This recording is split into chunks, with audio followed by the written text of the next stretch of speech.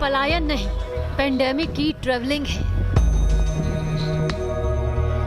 दिल्ली मुंबई से घर वापसी, यूपी बिहार और झारखंड में कोरोना का आर फैक्टर बढ़ा रहा है। पलायन के इन तस्वीरों में मुमकिन है कि आपको मजदूरों का दर्द महसूस हो, उनकी बेबसी नजर आए।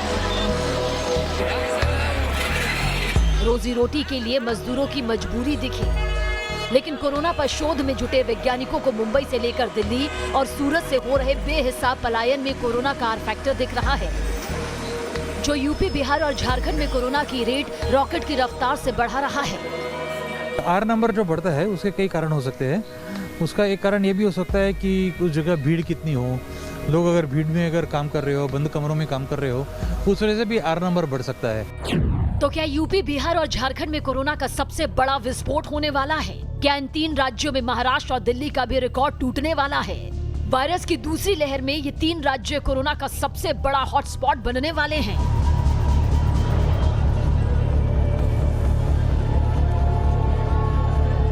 इन सवालों की पड़ताल अगले कुछ मिनटों में आपके सामने होगी। पहले ये समझिए कि कोरोना का आर फैक्टर आखिर है क्या, जिसकी यूपी बिहार और झारखंड से आई रेट वैज्ञानिकों की चिंता बढ़ा रही है। वायरस कितनी तेजी से फैल रहा है इसे जांचने का एक पैमाना यानी कि यूनिट है आर।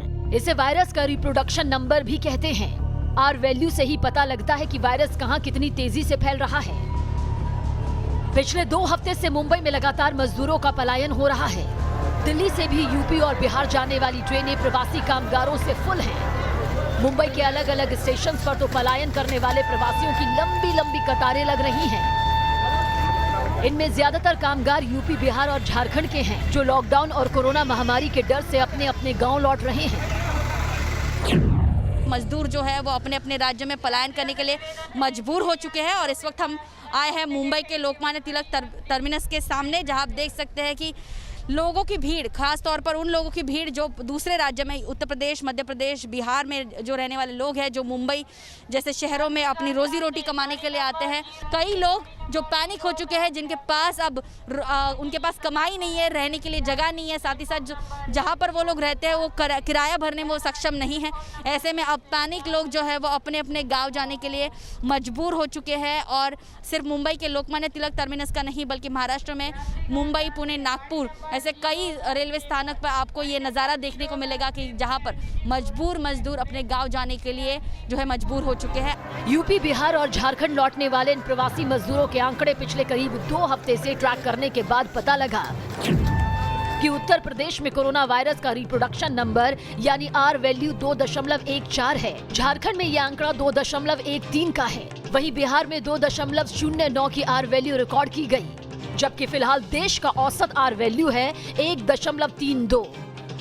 यानी देश भर का औसत बता रहा है कि कोरोना से एक व्यक्ति दूसरे सिर्फ एक व्यक्ति को ही संक्रमित कर रहा है, जबकि यूपी बिहार और झारखंड में हर एक संक्रमित आगे 2 या 2 से ज्यादा व्यक्तियों को वायरस ट्रांसफर कर रहा है। चेन्नई के मैथमेटिकल साइंस इंस्टीट्यूट के प्रोफेसर सितांबरा सिन्हा बताते हैं, पिछले साल मार्च में भारत में आर वैल्यू 1.92 थी, जबकि अप्रैल में आर वैल्यू घटकर 1.53 हो गई थी। इसके मुकाबले फिलहाल जो देश का औसत आर वैल्यू है वो 1.32 है, जो काफी कम है। लेकिन यूपी बिहार और झारखंड की आर वैल्यू चिंता बढ़ाने वाली है। If an infected person infects only 2 people initially, and each of those 2 infected person, each of them infect 2 others and so on, very soon you will have a extremely rapid rise in the number of cases. So initially you have 1 infected person, then you will have 2, then you'll have 4, then you'll have 8, 16, 32, 64, 128, 256, and very soon you'll have thousands of infected people. Institute of mathematical science के professor Sinha जो बातें कह रहे हैं उसके पीछे वजह क्या है, वो news nation reporter Anil Yadav की लखनऊ से भेजी रिपोर्ट से समझिए। लॉकडाउन तो यूपी में नहीं लगा है, लेकिन उसके बावजूद पलायन शुरू हो गया है। लोग बसों में भरकर अपने घरों की ओर निकल रहे हैं, चाहे सरकारी बस हो चाहे प्राइवेट बस हो, उसमें अब तिल रखने की जगह नहीं है। सीटें फुल हो चुकी है, लोग खड़े होकर बसों में जा रहे हैं और एक के बाद एक बसें पूर्वांचल की ओर निकल रही हैं। लखनऊ में बड़ी संख्या में माइग्रेंट्स रहते हैं जो गोरखपुर, बहराइच, देवरिया, आजमगढ़, और रायबरेली, सीतापुर से आकर लखनऊ में जॉब करते हैं और अब जाहिर बात है कि कोरोना की वजह से उनकी रोजी रोटी पर संकट आया, तो अब उनको लगता है कि यहाँ पर रहना ठीक नहीं है, इसलिए वो घरों की ओर पलायन कर रहे हैं। तो एक के बाद एक बसें जो हैं यहाँ लखनऊ अयोध्या हाईवे से गुजर रही हैं। कहाँ के रहने वाले हो?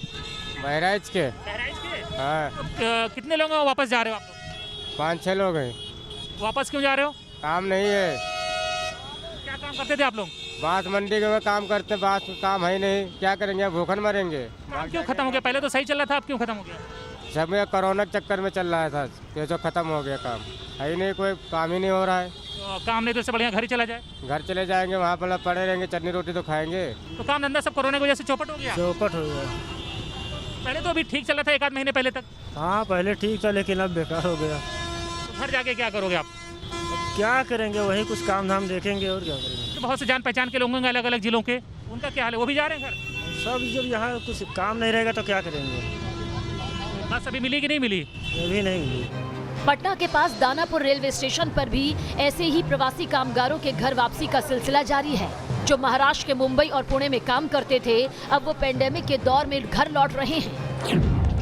हम लोग का फैक्ट्री बंद हो गया था, 10 रोज के लिए आए हैं घर। पुणे में सब दुकानदारी बंद है ना, कंपनी सब बंद हो गया ना, काम धंधा नहीं चलेगा तो कौन सा रोजी रोटी देने वाला है। पुणे से आ रहे हैं, पुणे महाराष्ट्र। वहाँ काम की स्थिति बहुत खराब हो गई है, इसके लिए आना पड़ रहा है। अभी क्या वो काम धाम बंद हो गए, इसकी वजह से घर पे आना पड़ा। दुकान वगैरह सब बंद हो गए ना, लॉकडाउन हो गए वहाँ, इसकी वजह से वापस आना पड़ा। बंद हो गए तो काम बंद हो गए तो क्या कर सकते सर, वहाँ भूखे तो मर नहीं सकते, वहाँ से घर आ गए। सर पुणे से आया मैं सर, मैं वहाँ लॉकडाउन लग गया हुआ है, जिसकी वजह से वहाँ धंधा पानी और खाने पीने की वजह से दिक्कत हो गया, इसी वजह से वहाँ से आना पड़ा। नहीं तो सब खत्म हो गया सर। 2 महीना तो हुआ था आके यहाँ गए हुए थे, जब से गए तब से हालात वहाँ दिन ब दिन जो है बिगड़ते जा रहा था, जिसकी वजह से आना पड़ा। आपने मुंबई, लखनऊ और पटना में पलायन की ग्राउंड रिपोर्ट देखी। अब ये देखिए पलायन का सिलसिला कोरोना के आंकड़ों पर कितना इफेक्ट कर रहा है। पिछले 1 हफ्ते के औसत को देखें तो यूपी में पिछले 1 हफ्ते में औसत हर रोज 10,000 से ज्यादा केस आए, जबकि मार्च के आखिर हफ्ते में ये औसत फिगर 1107 का था, यानी केस करीब 10 गुना बढ़ गए। ऐसे ही झारखंड में पिछले 1 हफ्ते में हर रोज औसत 1916 केस सामने आ रहे हैं, जबकि मार्च के आखिर हफ्ते में यह औसत फिगर 358 का था, यानी केस करीब 5 गुना बढ़ गए। बिहार में पिछले 1 हफ्ते का औसत न्यू केस 2416 का है, जबकि मार्च के आखिरी हफ्ते में यह औसत फिगर 226 का था, यानी केस करीब 10 गुना बढ़ गए। हमें ये समझना चाहिए कि वायरस जो है वो एक जगह से दूसरी जगह मूव करता है। पैंडेमिक जो है पहले दिन जैसे हमने कहा महाराष्ट्र में हुआ, या हम यूरोप में की बात करें तो पहले स्पेन और इटली में हुआ, वो भी नॉर्दर्न पार्ट में होके फिर आगे फैला। यूएस की बात करें तो पहले न्यूयॉर्क में हुआ, फिर आगे जाके और जगह फैला। तो ये भी पैंडेमिक जो है एक जगह से दूसरी जगह स्प्रेड करेगा। Council of scientific and industrial research यानी CSIR के डायरेक्टर भी मान रहे हैं कि यूपी, बिहार और झारखंड में वायरस का R फैक्टर बढ़ने के पीछे पलायन एक बड़ी वजह हो सकती है। इसके अलावा सीरो सर्वे के नतीजे भी सभी के सामने हैं, जिसमें कहा गया है कि इन 3 राज्यों की एक बड़ी आबादी पहले लहर में कोरोना से अछूती रह गई थी, अब नई लहर में वो भी वायरस की चपेट में आ रहे हैं।